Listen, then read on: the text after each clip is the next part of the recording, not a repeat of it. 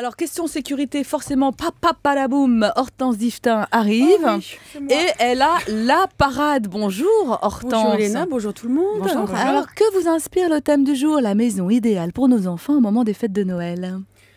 Oh, ça m'inspire pas grand-chose, Léna. Les guirlandes, les boules, le hou, le sapin, les illuminations, les Pères Noël collés aux fenêtres, la maison idéale pour Noël. Et ben c'est pas la mienne, voilà. Il paraît que Noël est une fête soi-disant pour les enfants. Enfin, tout n'est pas obligé de tourner autour d'eux quand même. Bon, je vois chez Nathalie, mon amie, depuis qu'elle a eu Charlotte, sa petite fille de 4 ans, vous verriez l'état de l'appartement, puis la tronche du sapin. Arrêtez de laisser vos enfants décorer le sapin. C'est pas très beau. C'est moche. Ça serait si les enfants de 3 ans avaient bon goût. Chez moi, dans ma maison, on se met d'accord avec moi sur le choix d'une couleur et on s'y tient. Les décos des enfants peintes avec leurs petites mimines à l'école alors qu'ils pourraient le faire autre chose comme des maths, non merci. Moi, je me souviens d'une guirlande en pâte à sel, la patate à sel, comme ils aiment bien dire les gosses. Je précise que Pauline, votre fille, est là en régie. Elle est très contente. C'est sa guirlande. Je parle de toi, Pauline, de la guirlande que tu m'avais rapportée toute fière de l'école.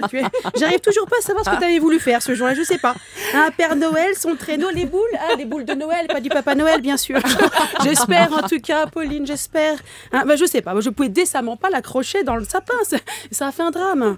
Alors j'ai dit aux maîtresses, arrêtez les décorations de Noël et les cadeaux par la même occasion des fêtes des mères, aussi le collier de nouilles dans la boîte à bijoux camembert, c'est plus possible. À la limite, un petit poème, mais pas trop long. Alors, déjà avant Noël, chez Nathalie, c'était compliqué pour une personne de plus d'1m10 normalement constituée. Exemple, chez Nathalie, tu as besoin d'une petite cuillère. Tu vois, Isabelle, elle t'a bien écouté, Nathalie. Une petite cuillère pour touiller ton café, c'est pas compliqué, une petite cuillère. Mais la petite cuillère, ça a le vilain défaut d'être copain avec la fourchette. La fourchette qui pique, qui elle-même est l'amie du méchant couteau qui coupe. La famille de débiles. Alors, fourchette qui pique, couteau qui coupe, danger, danger égale sécurité, sécurité égale 45 minutes pour essayer de comprendre le système d'ouverture du tiroir. 2 doigts coincés plus tard, j'ai abandonné l'idée de la petite cuillère.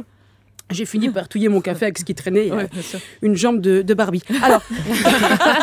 Alors, ce qui n'est pas bloqué avec une sécurité se trouve comme à 2 mètres de haut. Mais pourquoi 2 mètres de haut? Charlotte ne fait qu'un mètre 25.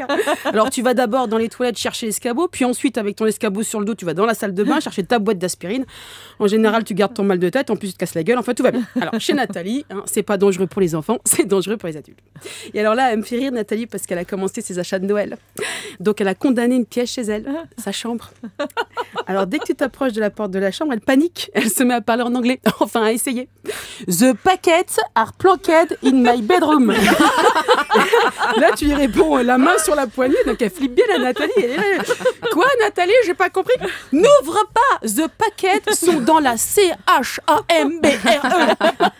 Non, Nathalie, ça n'éveille aucun soupçon, même chez ta fille de 5 ans. Bien vu, Hortense, sérieux, on l'a tous fait, le The packets are planqued in the bedroom, non Isabelle? Cette année, ils sont dans la douche.